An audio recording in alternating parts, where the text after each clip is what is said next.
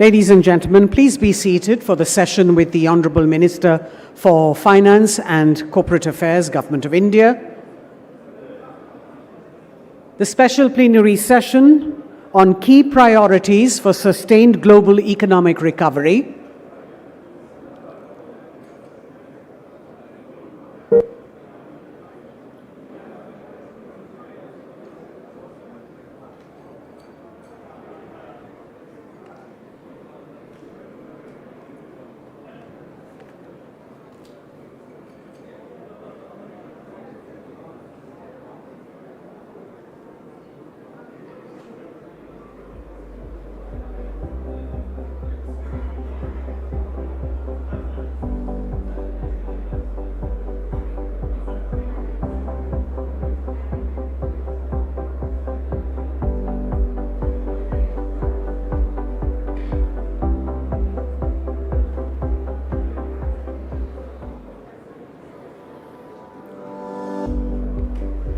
High economic growth is needed not only to deal with issues such as poverty and unemployment, but also to generate the resources required for meeting SDGs and dealing with climate change. However, various global factors have led to contractionary monetary policies which are adversely affecting global growth.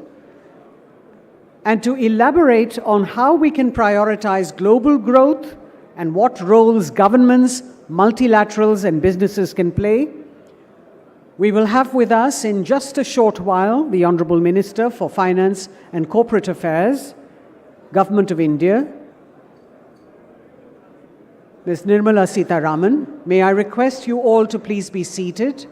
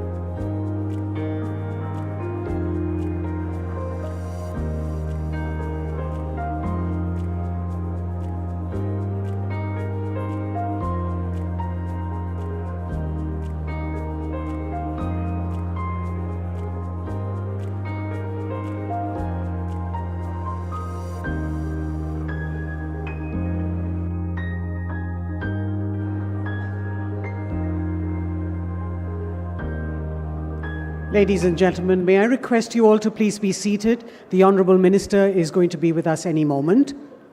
Please be seated.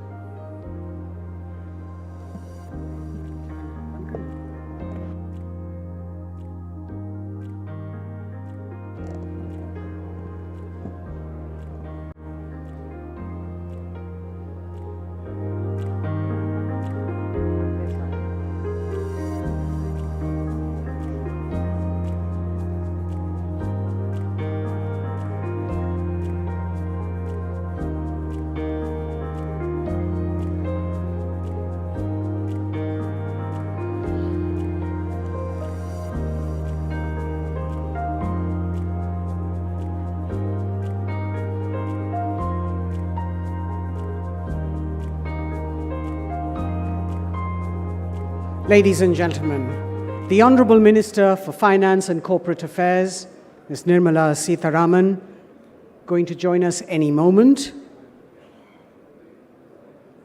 She'll be accompanied by the Chair of B20 India, Mr. N. Chandrasekaran, and the President of CII, Mr. R. Dinesh.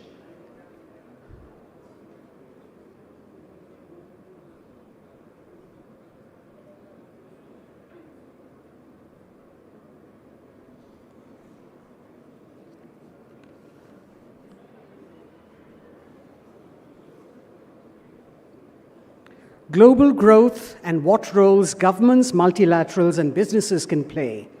And we have with us today the Honourable Minister for Finance and Corporate Affairs, Ms. Nirmala Sitharaman, who will address this assembly. A warm welcome to her.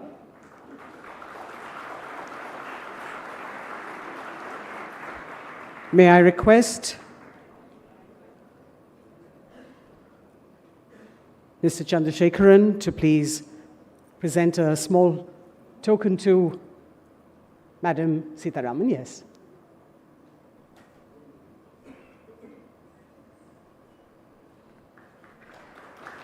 And if I could request you, sir, to please welcome and make the introductory remarks, Mr. Chandrasekaran.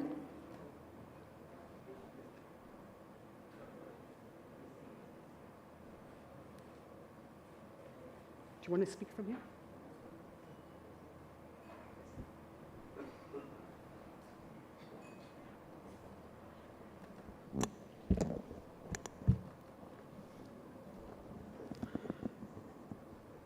Honorable Finance Minister, ladies and gentlemen, first I would like to extend a very warm welcome to the Finance Minister on behalf of all of us.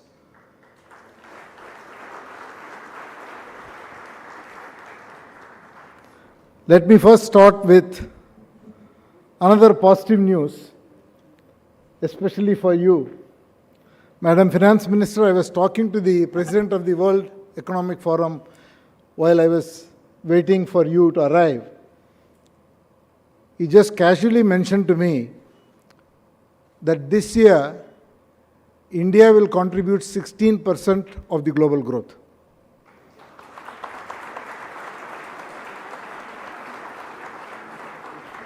So I probably have given you a data point which you have not heard from anyone because it's just hot off the press. Yes, please. He mentioned casually.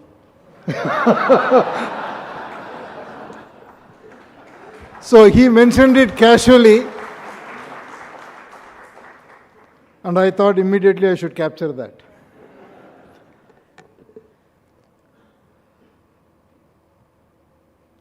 I want to just take a minute to set the context. Madam Finance Minister, under the G20 finance track, you have been doing enormous work on making some very compelling recommendations for the G20. we have been closely associated with the finance track, and many recommendations and work are going in the direction of international cooperation and finance for global development, sustainability financing, and for inclusive growth. In the B20, we are involved in 9 different themes, which I will not get into now. There are 2 specific finance tracks, but all the work we do has elements of all the topics that the G20 finance track is working on. We have some solid recommendations on financing for climate change, how to bring private capital, and in fact, we have even outlined a very strong follow-up action. And we also have a number of recommendations on promoting economic growth, revival of growth across the globe, and one fundamental theme that has gone through all the aspects of B20 programs is inclusion. Inclusion from the point of view of gender diversity, women, MSME, Global South, digital inclusion. So there are a number of recommendations, but all of which will have a profound effect on what you're trying to do in the finance track. So our recommendations will reach you, and we hope that it will have your full approval and support as we take the whole recommendations to the G20. With those words, I really want to thank you for making time for us today, and we are all eager to hear from you, ma'am.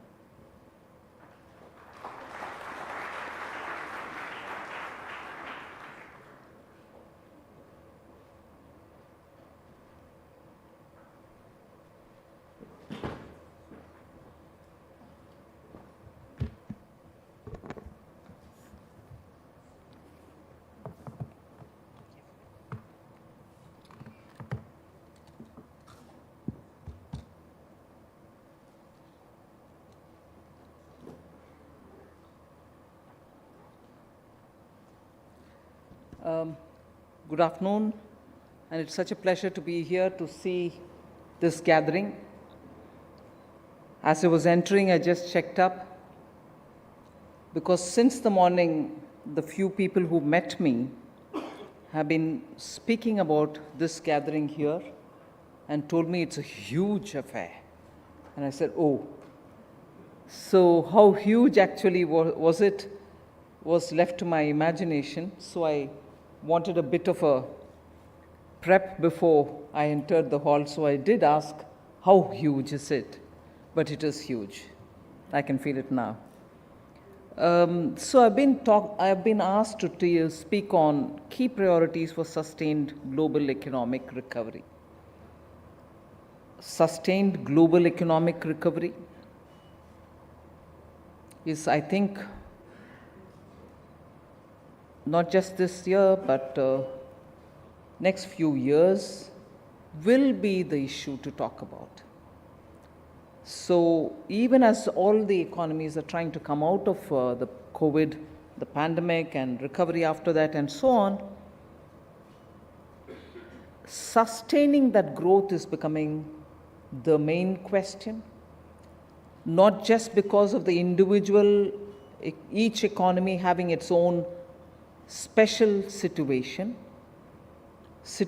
which has come out of the way in which each of us have handled the COVID time lockdown, and also because the impact of the Russia-Ukraine war, the impact has affected us in different ways. So as a result, sustaining global economic recovery, which actually was emanating out of the COVID time crisis, but being added in by the various developing situations and the war, the food security related issues, energy security related issues, the transition from fossil fuel to green issues, climate change issues, all are, if anything, aggravating the concerns of how to sustain this economic recovery. Added to it is individual economies' peculiarities, individual economy and their outcomes and spillovers of the way in which the COVID time handling had happened. So just to give where Indian economy is placed, a brief picture. Of course, I start with being the fastest growing economy. Domestic investment is also robust.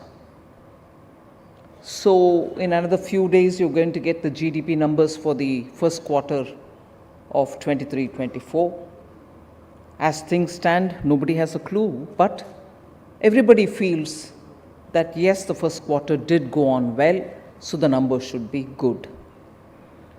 So India has actually showcased an accelerated pace of economic reforms in the last 9 years. Reforms had been sporadic before that, not to say that it didn't happen at all. It had happened since 91. All of us are talking about reforms, but it had been not predictable and very sporadic. In contrast as to what had happened in these last 9 years is that reforms, even during COVID period, had happened because we thought that was an opportunity rather than a challenge. So reforms have been continuing. Wide-ranging domains have been covered, whether it's fiscal, whether it's digital, whether it is physical infrastructure or social inclusion. You spoke about inclusion, yes, on social inclusion as well. So all these have positioned India on a higher and sustainable growth path. The budget in the government's budget had increased the capital outlay by about 33% in 23-24. The capital expenditure in total expenditure has gone up from 12.3% in 18 to 22.4% in 24 financial years. And I'm only quoting the budget estimates. Several measures have been implemented by our government, and it has incentivized states to increase their capital spendings. State capital expenditure has increased by 74.3% year on year in Q1 of FY24. To complement that of the center's capex had increased in the same period by 59.1% for the same quarter. So, because of the enhanced provisioning, a doubt which was in the mind of a lot of people earlier said, what will happen to private investment if public investment is growing at this level? Actually, I'm happy to say this enhanced provision for capital expenditure by the government is now crowding in private investment. So the green shoots of a private capital expenditure upcycle can be palpably felt by most of the observers. So also the measures taken during the COVID, immediately after the COVID, have all been recognized by international agencies, saying 13.5 crore Indians escaped multidimensional poverty between 2015-16 and 2019-2021. So this is attributable clearly to the government's strategic focus on achieving universal access to basic amenities. So escaping poverty, this bulk section which comes out of this is naturally going to form the layer of the aspirational middle class, hoping to better their livelihood, better their living standards, and also expect to access most of the services which are so required for good health and good education. So this naturally is going to bring in the virtuous cycle of consumption, savings, and human capital accumulation as well. Now, if I were to therefore go back to talking about the topic that you've given me, there are 5 things which I'll highlight as key priorities for sustained global economic growth. For global economic growth, my priorities would be taming inflation. So that's critical and absolutely critical. There's a lot of expectation on what the Fed is going to say from Jackson Hole. All of us are wondering how that is going to come out, because its spillover is also something which we notice. So key priority for economic growth is taming inflation, because persistently high inflation will weaken demand. It's basic economics. I'm not saying anything new. Equally, elevated interest rates for considerable time can come in the way of economic recovery. So the tendency to use interest rates as the only solution for dealing with inflation has its own downside. And most economies do have this problem, because I think,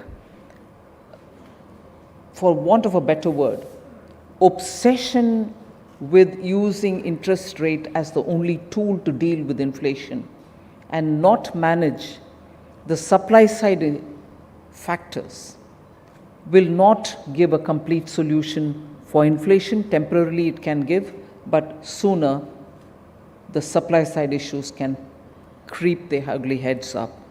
So the task therefore for the central banks, and I know I'm treading on an area which people would be curious to know, did she comment on central bank? But task for central bank therefore will have to keep, particularly in today's context, is to keep in mind growth and growth related priorities, even as equally looking at controlling inflation. The fiscal deficit needs also to be restrained. Otherwise, inflation is not going to be wholesomely defeated or brought under control.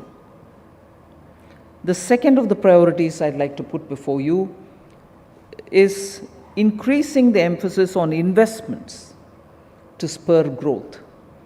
That's a sure shot route to achieving growth, sustained growth, and therefore investment in physical assets needs to be substantially raised, driven by the public sector if it is possible, and complemented by private sector.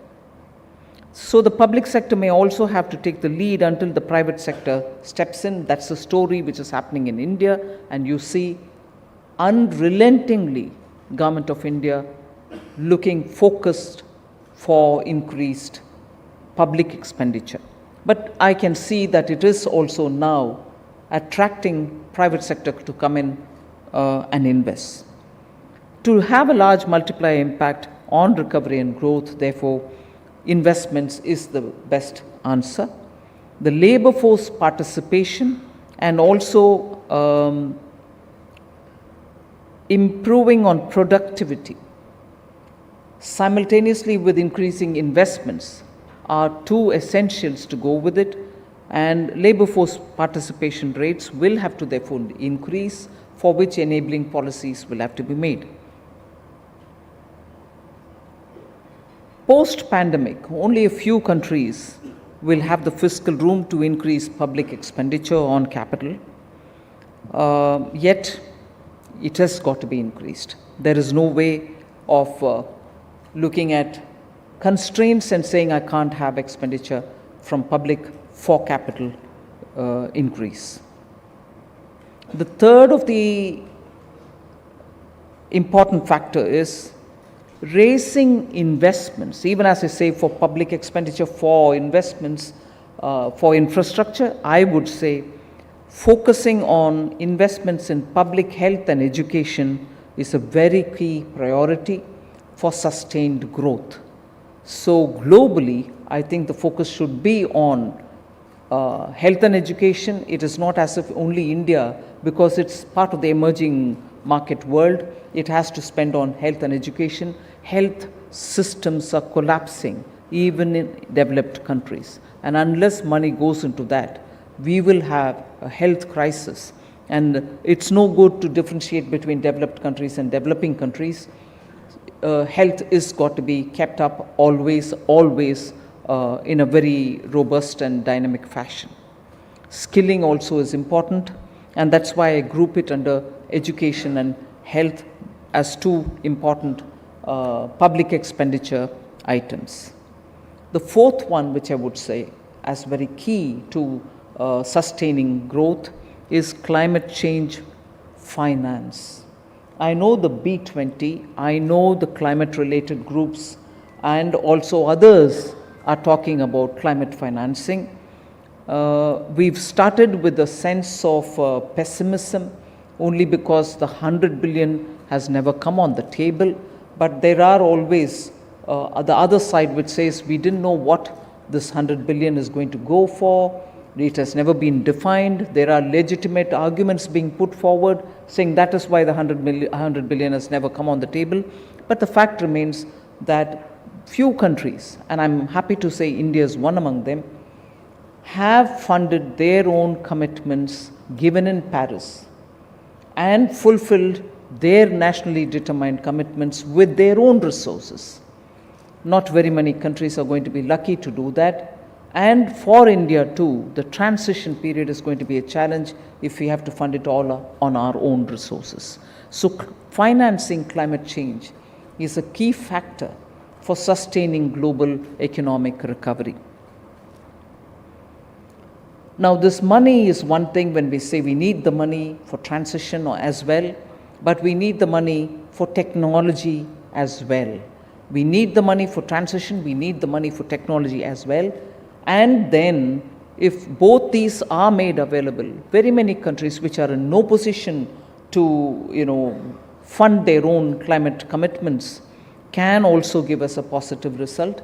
But climate is such a matter that no country on its own fulfilling the goals will suffice. It has to be global action. No individual country can sufficiently do enough for the global shortcomings. So it has to be everybody on their own, equally everybody contributing for the whole. The fifth point, which I think is very important towards sustaining global economic recovery, is diversification of supply chains. The world in the next 50, 60 years cannot afford one more jolt in the supply chains, or one more disruption to the supply chains will be ruinous. And therefore, unless we quickly diversify our supply chains, well-functioning international markets with resilient and efficient supply chains are the ones who can help us in sustaining our growth. So we need to cushion ourselves sufficiently against any shock that can happen. So it is a old wisdom, putting all the eggs in one basket is not going to help. For the safety of everybody and also for ensuring global stability, and therefore, of course, talking about global recovery, we need to have supply chains diversified. Now, in particular, strengthening India's position in the global economy over the next decade, I have just a few thoughts to share with you, and I'm sure you have been discussing it since the morning, and you'll have probably a lot more practical solutions to come up with, which I'll be happy to hear when the outcome reports come. India is growing forward, anchored on Atmanirbhar Bharat. I think the initial doubts that very many people had about Atmanirbhar Bharat, whether it is an inward-looking India that we are planning, whether we are going to stop imports, are quelled, they are completely dispelled. Atmanirbhar is more for India to be sure that every sector of its economy can grow, whether if some essential imports have to come in, we are not going to stop that. So we are focusing our approach in building an Atmanirbhar Bharat. We are focusing on infrastructure and also making sure compliance burden come down. So several sincere pursuit of reforms so that compliance is not going to be continuing to be a festering problem for us. We did remove a lot of archaic laws. Continuously engagement with industry gives us clue where we have to remove the burden, but that's an ongoing work, and I wouldn't think it's going to reach its conclusion too quickly because it's a dynamic situation there. Enough is said about national infrastructure pipeline and also the monetization pipeline. PM Gati Shakti program is also something in which we are getting layers of information as to where the obstruction for speedily taking a decision lie, and it is easy for us to cull them out. So we have adopted a transparent methodology so that compliance burden is eased out and also speedy decision making can happen. We've come up with production linked incentives, and also the particular thing which I would like to put forth before you is the semiconductor mission which was announced in 2021, and it had an outlay of 76,000 crores, approximately 10 billion US dollars. This is expected to pave the way for India's growing presence in global electronics value chain, and I'm sure the industry is quite seized of this, and you would leverage it to your advantage. We recognize that the FDIs, the foreign capital flows, are vital for our growth story. So simplification and rationalization of foreign portfolio investors regulations are going through reforms. Increase in aggregate foreign investment limits are also being looked into. We have looked at introduction of a common application form for registration of FPIs and opening up of new channels of debt investments like the voluntary retention route and fully accessible route. So I think India stands as an attractive destination for FDIs. We are working to provide a transparent and predictable and easily comprehensible policy framework. A lot of emphasis has been placed on GIFT IFSC. Many of you who have visited the GIFT city know that that place is changing rapidly, particularly post this real-time connection between Singapore and India's exchange at the GIFT city. A lot of change is happening, and it is worth looking at it. Fintech sector and also the digital markets are something which are ever expanding, giving scope for all of us to know how we can build on opportunities. The last point that I'd like to highlight, critically, India's digital public infrastructure has been welcomed by every country. In fact, in the G20, I wouldn't be wrong in saying that every one of my counterpart has come before me to say what India has achieved, both in scale and the speed, in putting through a digital infrastructure which is publicly held, government held, but which is accessible for private use, and it is now adapted by common Indian citizens. The combination of the three, publicly held, available for private use, and being adopted by common Indian buyer and seller, have really helped India's digital story. And there's a great lot of appreciation about the way in which we've gone about it. India Stack is now actually branding India outside, and we are happy to have knowledge shared with whoever who wishes to see how it might be, or at least one of the bricks in the India Stack could help their own economies. I think eventually, to sustain growth, global growth, and to have India's contribution to this sustained global growth, I think public-private collaboration is going to be very key. It's not just for the digital world, but even otherwise. No longer can governments do business in isolation. When I say business, even the governance-related business. No longer governments can do business in governance or carrying forward governance in isolation. It has to be with stakeholders equally taking ownership of what is happening and pushing the world for a better world tomorrow, rather than leave it for all of us to wonder who's going to take the lead. So with those words, I thank you for giving me this opportunity. It was good sharing my thoughts with you all.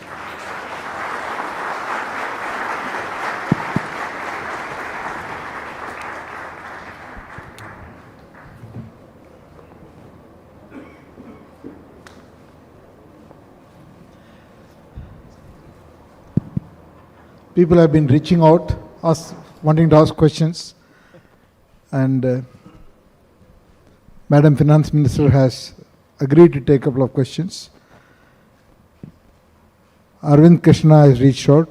Arvind Krishna, CEO of IBM. He has the first question.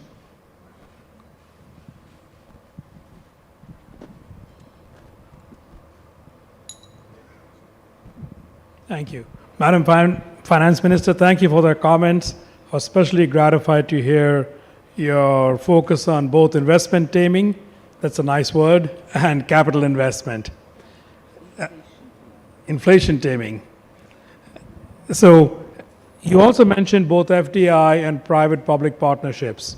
What advice or encouragement would you give those of us who are from multinational companies but wish to have strong operations in India and from India to serve the world?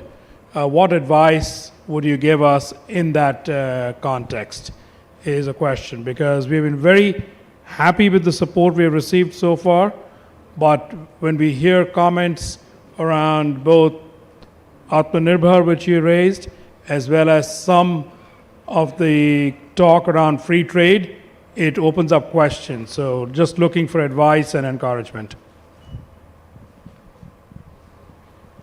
Comments about free trade should actually encourage you to be in India, because I can see so much of effort being put by the Commerce Minister and his team.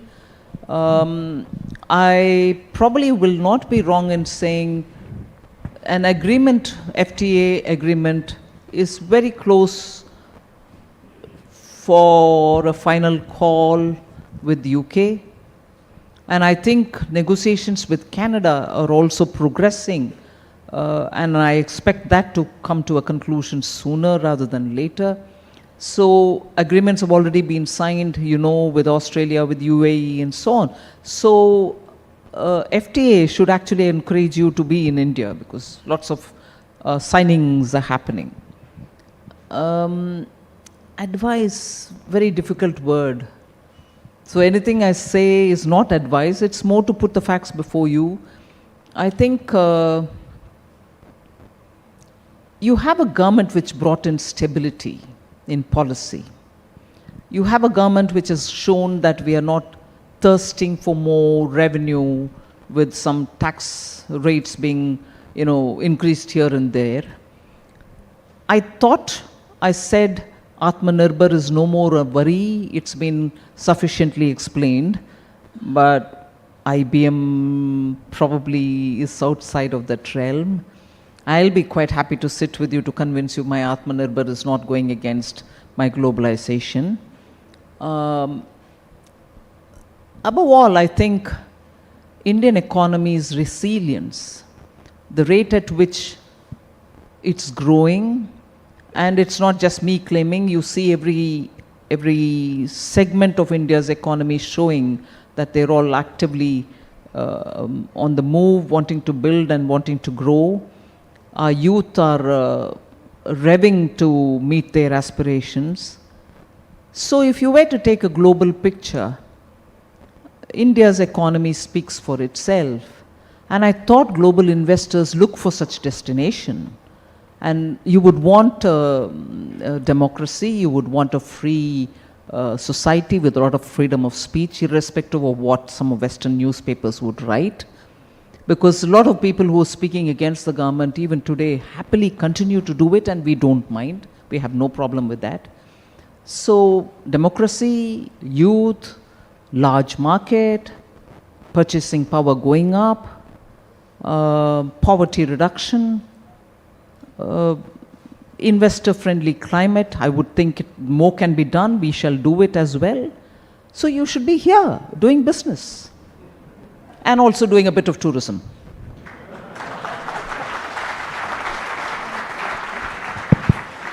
Ma'am, last evening I was having an informal dinner with about 10 CEOs, multinational CEOs. They asked me what can they do. So I asked only one thing. All of you commit to spend 1 month in a year full-time based out of here. Rest will take care of itself. The second question is from, I think, Lord Bilimoria. Thank you very much, Chandra. Minister, what an excellent speech and what encouraging words about growth and encouraging investment, which is music to our ears. If I may, have two questions for you. One is, I had the privilege when I was president of the Confederation of British Industry, the sister organization of the CII, for 2 years until June 2022, to chair the B7 when the UK hosted the G7, and India was invited to the G7. Isn't it about time that India should be in a new G8? After all, it is the 5th largest economy in the world, and I predict it'll be the largest economy in the world by 2060. My second question, you mentioned FTAs, free trade agreements. I've been working from the UK side to conclude the UK-India FTA, which Boris Johnson said would finish by Diwali last year. Well, we're coming up to Diwali this year. Can you give us some reassurance that this deal will be concluded very, very quickly? And what do you think the benefits of an FTA like that are going to be, let alone the EU-India FTA, which I hope is down the tracks as well? Thank you. Well, first of all, FTA with UK, FTA with Canada, I forgot to add FTA with the EFTA countries as well. So the Commerce Ministry is definitely putting all the efforts there. And from finance, we have very closely worked with Commerce Ministry and also been part of the negotiating team. I can surely say that the teamwork between the commerce and the finance negotiating team members is showing positive results. And the speed with which it is going on now gives me certainly a hope that this year we should be able to conclude the agreement with FTA. So what are the benefits that I see? Yes, Brexit has happened, but still you can play the role of a threshold towards Europe, also the EFTA countries and the Nordic countries, I would think. But the fact that at this stage we are tying up the agreement with one of those Western developed countries also shows that India is opening up for a lot more than what ideally would be seen as, oh, that's a market which I like to be. This is a market which is looking to have an agreement with me. No, I'm open for anybody. Just get on negotiating with us, and mutually we should benefit from agreeing with each other. And one FTA can have its own spillover on a second FTA and so on for both the countries. So I would think it's not difficult to guess that the agreement with agreement with UK should get concluded sooner. And not like last year. For whatever reason, last year it couldn't happen. But I think this year there's hope that we'll finish it fast. One last question. Janmai?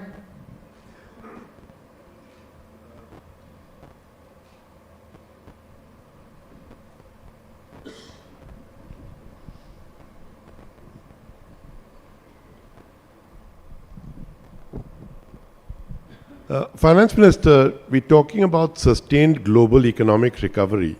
The one concern I have is China. There are 7 factors that are going against China.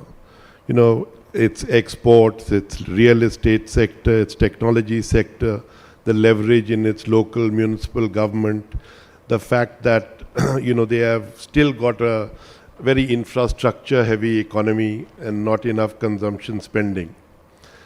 They are supposed to add $11 trillion in the next 7 years to global GDP. I really don't believe that will happen. We are dependent on them, the world is dependent on them. How do you think the slowing down of China is going to impact us and the world?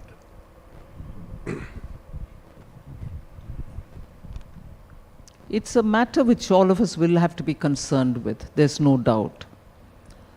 And the impact of a slowing China, particularly with multifaceted problems about which we get scanty reports. I don't think we have sufficient information to think clearly on what exactly is happening. But even with that, and that is not new, information comes very sketchily about China, even through the global observers and so on. But I'd rather play the India story more for itself rather than as a, no, China's not working out, so India. No, I think India is showing strength in so many different areas, which are new age areas. Whether it is hydrogen, whether it is the way in which the mission is working on, maybe even in China they had worked on it. I'm not getting into that. I'm more presenting India for what it has as its strength now, particularly with the young population, which is a skilled population, an English-speaking population, and a population which goes by a transparent system of governance, and a system where the legal remedies are available through courts. Anybody can go, nobody stops a foreigner or an Indian from going to the court to seek legal redress.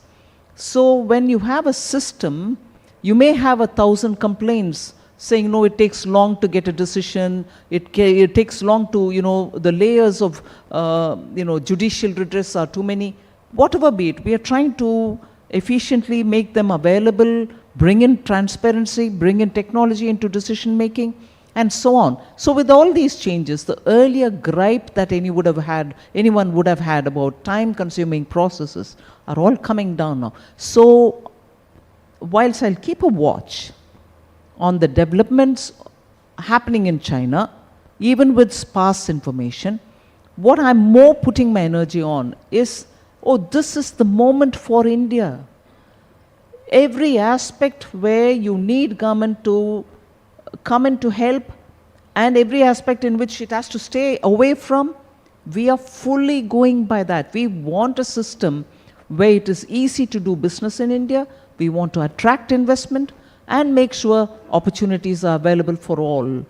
And therefore, more than playing up on the troubles of China, I'd rather play on the opportunities that exist in India, the skills and the kind of work culture where the young are revving to go forward and they want to prove themselves. You have an efficient workforce which is amenable to the global practices. That is why I understand the global capacity centers which are coming into India are coming in a very big way. And these are small indicators of you being able to attract people to come in India. So look at us for the responsive and stable policy giving government, which is what Prime Minister Modi gives you. Look at us for opening up the economy in some of the areas where nobody ever thought India will open up. Space. This is an area which I don't need to talk about. The memories are fresh. Only 2 days ago you saw what India can achieve. And who are the people who are doing it there? That should tell you what kind of people exist in parts of the country which you probably never visited. Those space scientists are coming from unknown small towns, qualified, dedicated, and for the kind of money they can get outside, they've not chosen to go outside, they're here doing it. And doing something which no country has done, for instance, landing in the south pole of the moon. Indian scientists have done it, and these are young men and women who come from tier 2, tier 3 cities. You would have never heard of them. They probably came to Indian Institute of Sciences. And they have given us this breakthrough in space. So you can imagine similar brothers and sisters of those who are in space today are there for you to use them and for their skills. So that's India for you. That's the young India for you. That's the aspirational India for you. And that's that India which is waiting to showcase its talent. So speak for the strengths that India has and not for the suffering of somebody.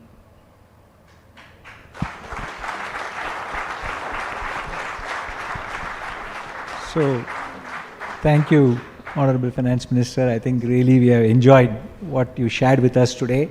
Thank you not only for sharing what we could do, but also what the G20 countries could do to make sure that we continue to grow. But I think we also owe you a very special thanks for having deftly managed the situation post-COVID to bring us back to this position where we are. So thank you from all of us for making that happen.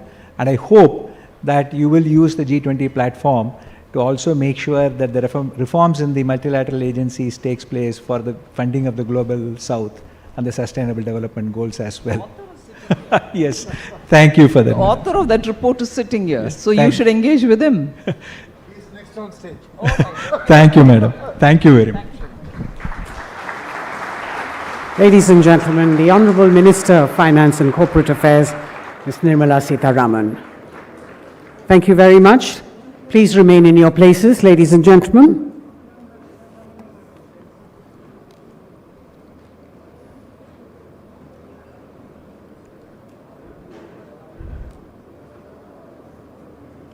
We're moving on to our plenary session 4, which is African Economic Integration, an Agenda for Global Business. With a current population of 1.3 billion, Africa's numbers are set to nearly double by 2050, promising a larger consumer base and youthful workforce. This offers expansive